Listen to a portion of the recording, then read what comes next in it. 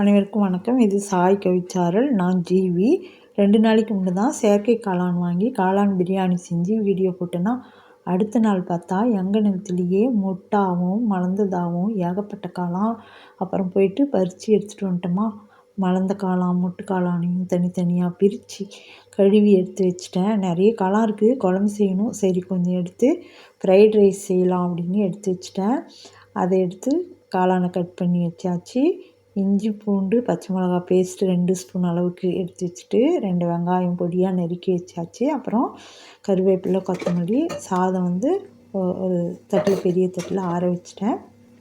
அப்புறம் கடாய் வச்சு எண்ணெய் ஊற்றி அந்த இஞ்சி பூண்டு பேஸ்ட்டை முதல்ல போட்டு நல்லா வதக்கிட்டு, அதுக்கப்புறம் நறுக்கி வச்ச வெங்காயம் கருவேப்பிலை கொத்தமல்லி எல்லாத்தையும் போட்டு நல்லா வதக்கணும். அது நல்லா வதங்கிட்டப்புறம் இந்த காளான் கட் பண்ணி வச்சுக்கணும், அதையும் போட்டு நல்லா வதக்கிடணும். அதில் போடுறதுக்காக மஞ்சள், மிளகாத்தூள், உப்பு, கரம் மசாலா பொடி இதெல்லாம் எடுத்து வச்சுக்கணும்.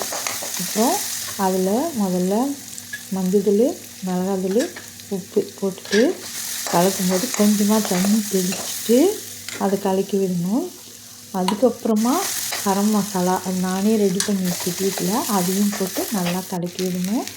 அப்புறம் ஆற வச்சு சாதத்தை எடுத்து அதில் கொட்டி நல்லா கலக்கி விடணும்.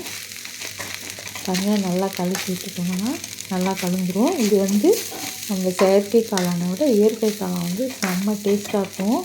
கிடைச்சா வாங்கி செய்யுங்க. இல்லைன்னா செயற்கை காளானில் கூட இது மாதிரி செஞ்சு பார்க்கலாம், நல்லா தான் இருக்கும். நல்லா கலக்கி விட்டுருங்க. கலக்கி விட்டப்புறம் பாருங்கள், சாதம் இப்போது நல்லா சூப்பராக ரெடி ஆகிடுச்சு.